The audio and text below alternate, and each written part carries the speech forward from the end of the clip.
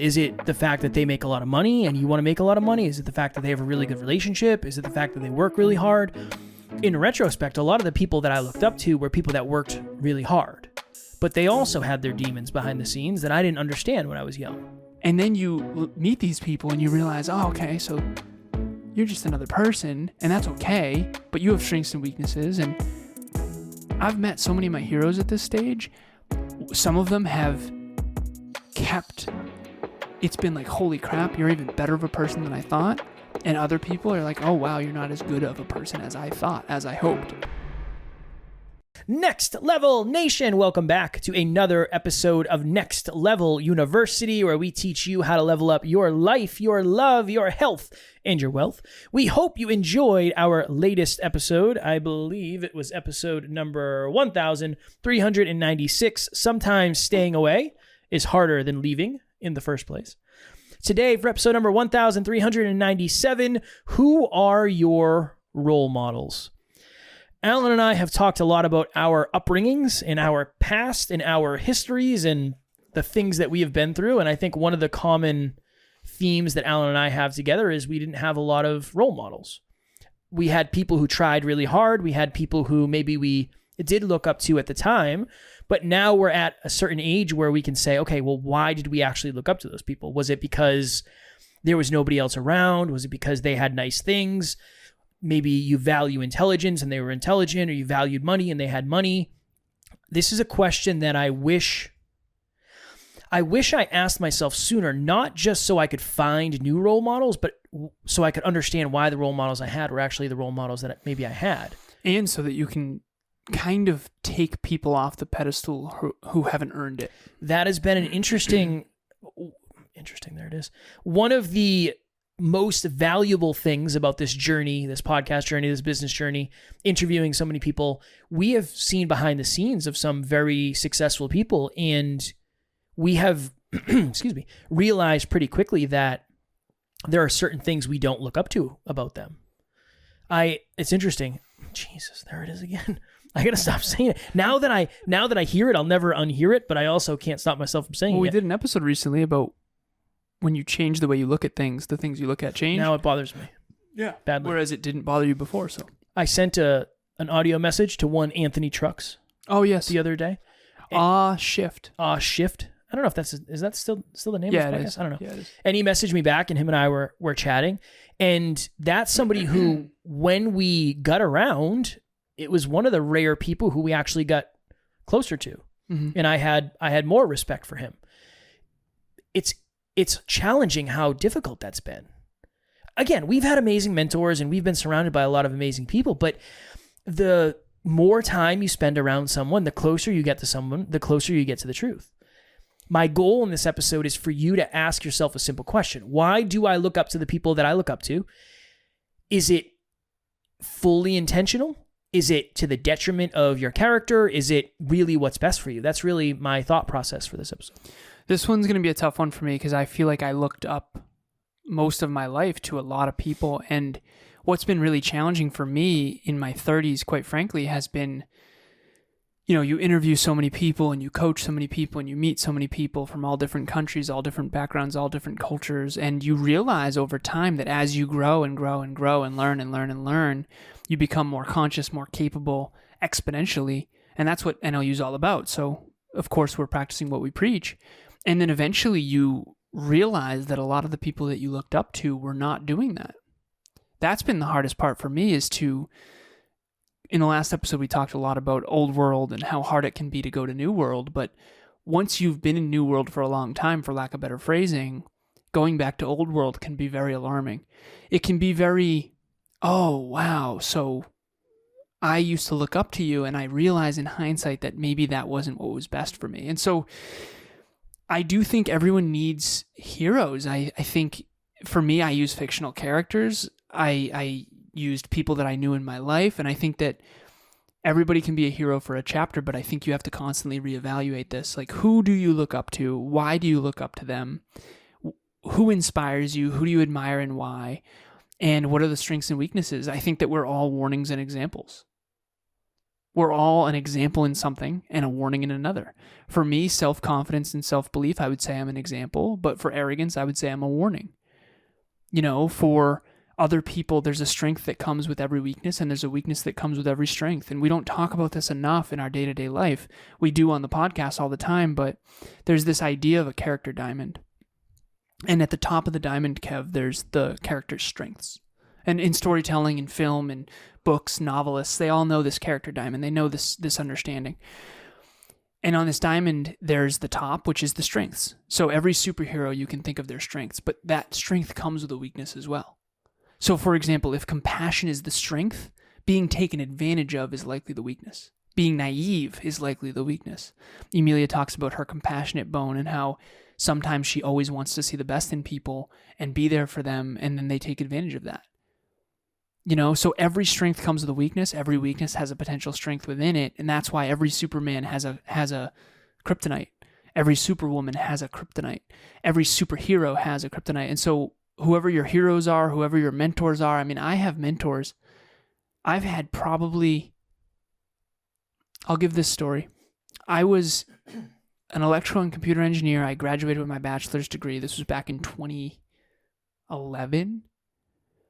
And I was considering whether or not I wanted to go into corporate or I wanted to stay in school to get my graduate degree. And I remember I sent an email to one of my past mentors, and I asked, what would you do? And in hindsight, I've recently run into that mentor of mine, and I had this real moment of, I should not have asked you. And it wasn't from a place of negativity. It wasn't from a place of, you're not amazing still in your own right. It was from a place of, you don't know what is best in corporate. You never had my goals. You never had my dreams. You never knew. I was asking for advice from people who didn't really know. It's kind of like you go to a new city, or you go to a new town, or you go to a new state, or you go to a new country, and imagine asking, hey, where's this restaurant? And that person says, I'm from out of town. I don't know. I was asking people who were from out of town for directions. And I didn't realize I was doing that. I just figured they knew. And what I didn't know is how little they knew. That was my kryptonite. And the strength in that is, wow, it turns out I knew more than I thought. And I grew more than I thought. And I'm more aware than I thought. And that's, for me, been fascinating. I've had a lot of coaches and mentors, and Kevin and I have interviewed a lot of people on the show. One of the reasons we don't interview people anymore, quite frankly, is because in some ways we've outgrown a lot of the people we used to interview. And that's very, very hard to share, by the way. Definitely. And I mean personal growth. I don't mean necessarily financially or in their unique genius zone. I think there's something to learn from everyone. Everyone's a warning and an example, and there's no one I can't learn from. But when it comes to what we're shooting for and our character and holistic self-improvement, health, wealth, and love, and I talk all the time about how I've seen people that are healthy and not wealthy. I've seen people that are wealthy and not healthy. I've seen people that are healthy and wealthy, but they're certainly not in love. And there's very few people who I consider healthy, wealthy, and in love at the level that I aspire to. And I think that that's probably true for a lot of our listeners. So I think all of you out there are in one of two places. Either you're like me and you looked up too much and too often to too many people. Or you're like Kev and maybe you didn't look up enough, and maybe you didn't have enough mentors or coaches. I have a therapist. Her name's Carol. She's amazing. She guides me, but not in every area.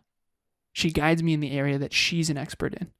And I think that if you can kind of look at the strengths and weaknesses of everyone and yourself, you can really choose your heroes wisely for a purpose beyond yourself. And I've finally got that kind of figured out. I even tell one of my clients, he's 17 years old. And I say, I'm a warning and an example. And I'll give you the truth about myself. Like, I'm hardworking. I'm definitely super curious. I'm a little bit obsessive. I have strengths, but you got to be careful because I have weaknesses too. And you can't just blindly follow me. You have to learn yourself along the way. And there's a lot that I can teach you that you need to apply to yourself uniquely. And that goes for every listener as well. And so hopefully that's helpful. It's challenging because in the beginning, I don't really think I felt like I had a choice. Yeah. To find role models. Most of my Role models were my parents' friends. I mean, my friends' parents, or Same. my parents' friends. Either one, really. Same. I think those are kind of the.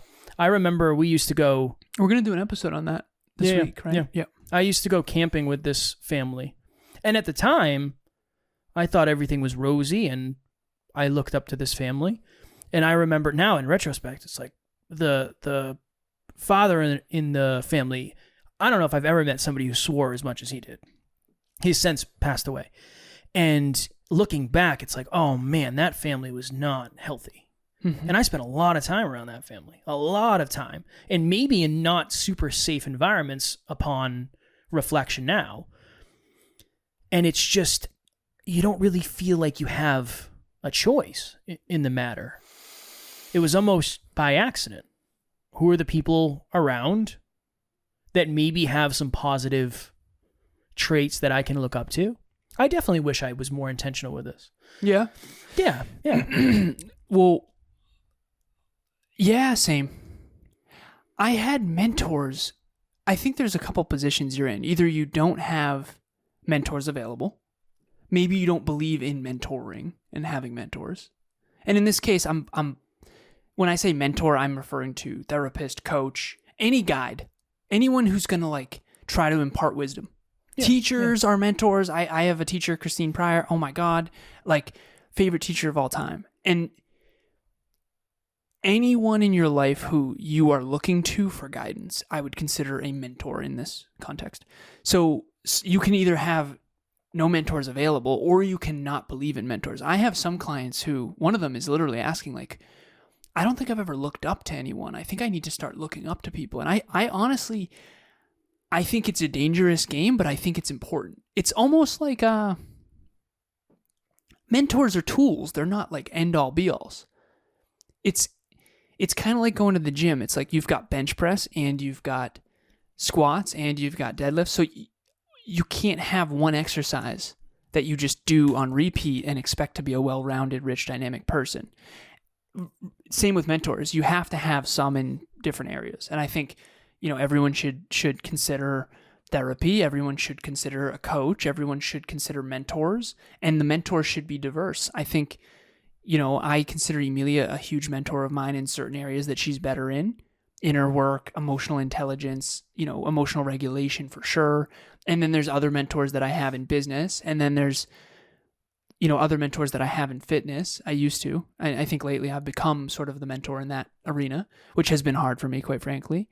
But I think that if you're out there and you feel like you're lacking mentors like Kevin, what would you share? I don't know. Do you think of role model and mentor the same? Yeah. Interesting. My assumption was that a role model would embody everything that I wanted to embody. I don't know if I ever differentiated that I could take different pieces and kind of build upon that. I don't know. I don't know what I would share. I would say ask yourself, why is this person actually a role model? What is it about them? Is it that's pretty much what we opened the episode up with. Is it the fact that they make a lot of money and you want to make a lot of money? Is it the fact that they have a really good relationship? Is it the fact that they work really hard? In retrospect, a lot of the people that I looked up to were people that worked really hard, but they also had their demons behind the scenes that I didn't understand when I was young. Now, again, not making that wrong, not shaming them for that. I just didn't understand it. And then when you become more aware and you look back, you say, oh my goodness, was any of that what I thought it was?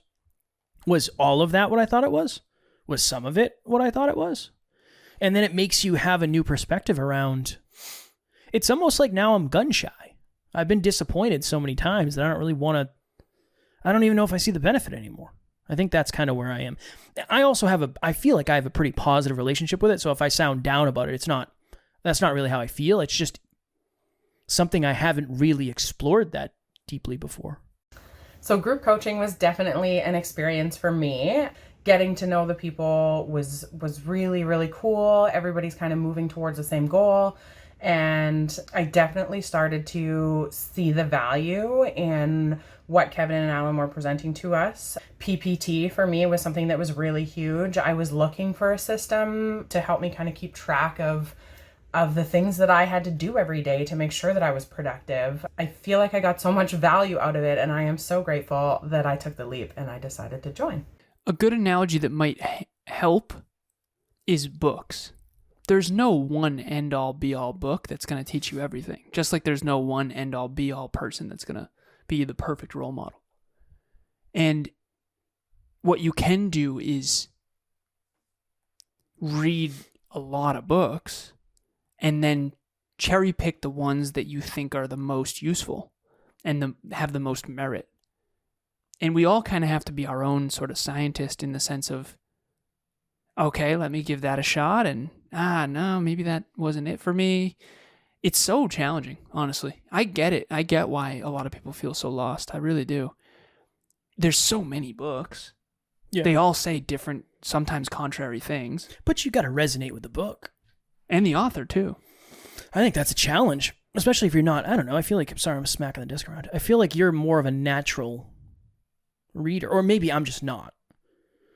I don't know what, if you're watching or listening, I don't know what your relationship with books is. For me, it was never super well connected, but again, I didn't go to college. I wasn't somebody who valued it, so maybe that's more of a me thing. Well, you can learn through books, you can learn through conversations, you can learn through courses, you can learn through formal school, you can learn through experience, you can learn through podcasts. Yeah. You know, I guess, what's your flavor of mentor? What's your flavor of, is it authors? Is it friends? Is it family? Is it podcasters? Is it, business leaders? Is it famous people? We were talking earlier, Kevin and myself, and, a lot of my heroes, for lack of better phrasing, have fallen from the pedestal a little bit. And what's a good example of that?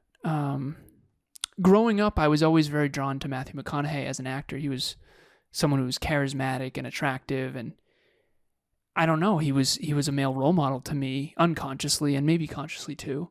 And then he came out with a book called Green Lights, and I read the whole book. I couldn't put it down. It was very well written.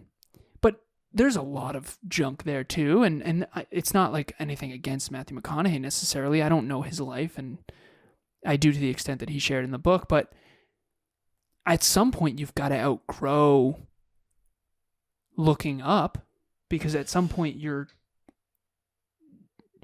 if you've ever seen Star Wars, there's a master and there's an apprentice, and at some point you've got to become the master of your own destiny, your own life, your own choices. You can't look up forever. And so at some point in the growth journey, doesn't it make sense that you would surpass your mentors? I think it depends on what you value.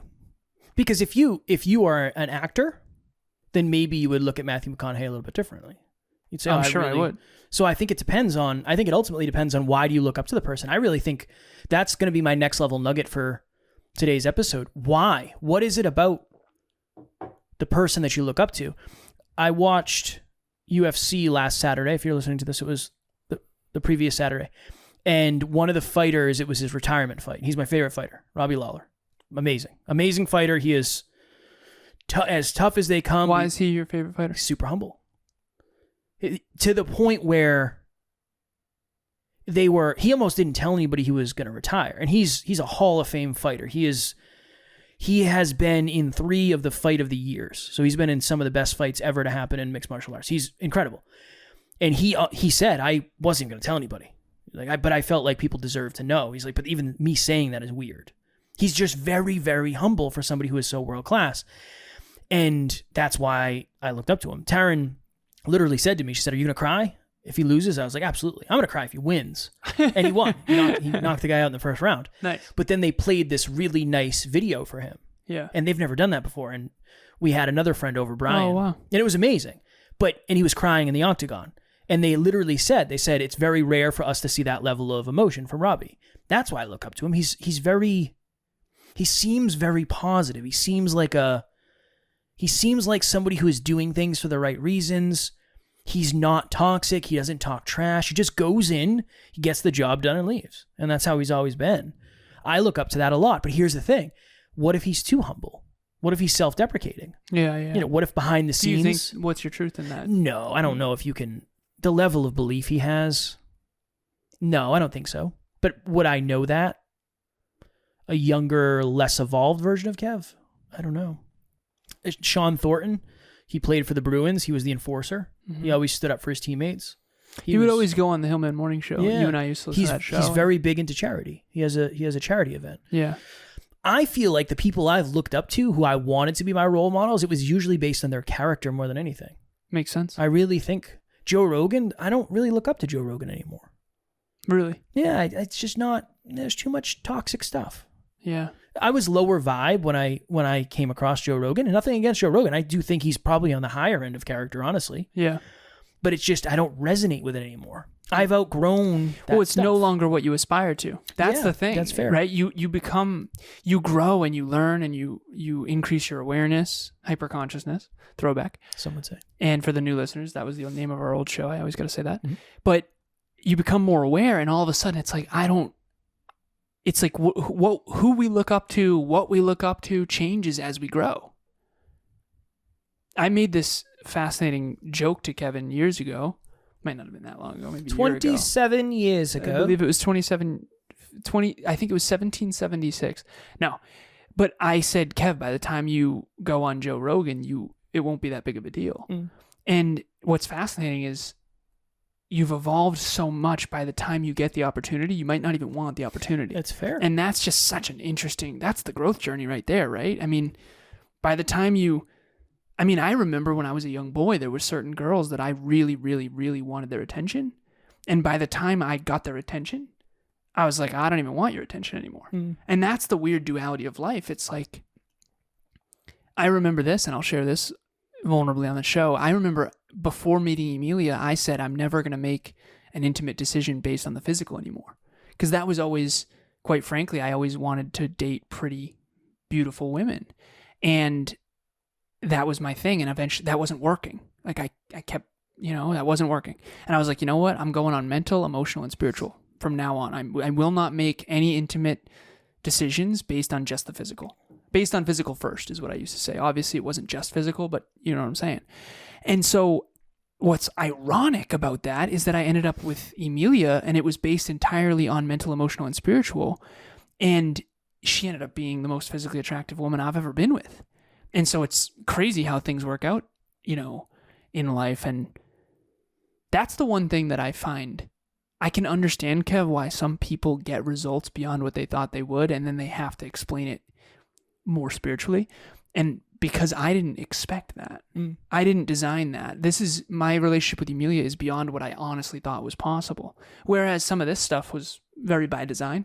Yeah. And that wasn't really by design. It still kind of was, because I told Kev, I'm like, I'm never settling again. I need someone who's more growth oriented and has bigger goals and dreams than me. And I remember you saying, good luck. Yeah, like who has bigger goals and dreams than you? And I was like, it's gotta be, it's gotta be a thing. And it was. So holy crap. And to my point, to bring this full circle here, is you grow and you evolve, and what you aspire to changes. And so who you look up to has to change, and what you value about them has to change. And then you meet these people and you realize, oh, okay, so you're just another person, and that's okay, but you have strengths and weaknesses. And I've met so many of my heroes at this stage. Some of them have it's been like, holy crap, you're even better of a person than I thought. And other people are like, oh, wow, you're not as good of a person as I thought, as I hoped. But all of it was a figment of my imagination, because you only have the data you have. And the last piece I'll share before I let Kevin talk again is you listen to this show, whether on YouTube or Apple Podcasts or Spotify, you either resonate more with me or with Kev. That's okay. That's the way the world works. No one resonates equally with Kevin and myself. There are a lot of people who looked up to Kev in the beginning who now look more up to me. And then there's a lot of people who looked up to me who now are starting to resonate more with Kev. And that's part of the growth journey. And I think on some level, if you originally resonate more with me, you probably need to resonate more with Kev, because that will round you out and help you be more holistic. And if you resonate more with Kev, you probably need some more of me, because I'm more of I call it STEMBIF, science, technology, engineering, mathematics, business, and finance. Emilia thought that was hilarious. She's like, that's the worst acronym I've ever heard in my entire life. STEM buff. But that, if you don't resonate with science, technology, engineering, mathematics, business, and finance, you'd probably benefit from learning from me. And if you aren't focused on character, I benefited a ton from Kev. You know, I was always focused on achievement and goals and success, and that came very naturally to me. Kevin was always focused on character, to his point earlier, and so that came very naturally to him. Relationships and character was Kevin's genius zone, and for me, it was success and achievement. And so we both now are more well-rounded men because of each other, and hopefully that can happen for the men and women and anyone listening. I appreciate that very much. Oh, of course, brother. It's interesting. Damn it, there it is. I almost got it through an entire episode. All right, so just for the listeners, I'll stop calling it out because I'm sure it's probably getting annoying for you to. I don't want to put my baggage on you. That's the theme for the week. It really is the theme for the week. It's interesting thing. I valued character. You valued impact and mostly impact, I would say. Makes impact sense. And success. It makes sense. And significance too. Yeah. It makes sense why it was the people it was for you and the people it was for me. Yeah. Yep. I'm grateful. Last thing I'll say before we go, because I know we're deep in this one. I'm grateful you and I had as many mentors as we did, because we got to see, we got to experiment, and I think that really helped us build our self-worth. Moving on from people who didn't necessarily serve us at the level that we thought in the beginning, and getting over the, oh my goodness, you know, this person has a successful business, or this person is really good at podcasting, or, a speaker, or whatever it is. I think that really helped us, because that's not why, maybe that's why we got them, because they were successful and that attracted us to them, but that's not enough to keep somebody a mentor or role model. Imagine being at a point in your life where just meeting someone like that was like, oh my God. Yeah. And then not only meeting, but befriending and working together. And then eventually realizing that the mentor that you would have done anything to get, for lack of better phrasing, now you actually want to leave them. Yeah. That's a self-worth journey in and of itself, regardless of how many mistakes we've made in that. I'm kidding. Well, we have. Sometimes you have to leave opportunities on the table to stay in aligned relationships, and that's what we've done. And so, you know, to bring this full circle, who do you look up to? Why do you look up to them? What are the strengths they have? What are the weaknesses that come with it? And how do you take some of that and leave the stuff that's not aligned? I am super excited to say this, because this is pretty much what we've built. It was the Hyperconscious podcast, but we've built Next Level You on this. It's getting to know the wonderful, amazing community. That is something, I said this on a podcast recently. I said early on, I used to just give my cell phone number out, and I would say, let's hop on a FaceTime. I'm not going to sell you anything because I don't have anything to sell you. I'm not a coach or anything. I just want to talk to the community. And I really think that has helped us get to know you, if you're watching or listening, at a very deep level, create episodes that hopefully are valuable, that you resonate with. It's because we know you, and we've gotten the opportunity to speak to you one-on-one, or group coaching, book club, whatever it is. We haven't been doing as good of a job with that. Full transparency, full disclosure. We've been dropping the ball on that. So what we're going to do now is we are going to put Alan's Calendly link in the show notes. This is a free 30-minute next level breakthrough session. It's not a sales call. It's not for any of that. It's just so Alan can get to know you.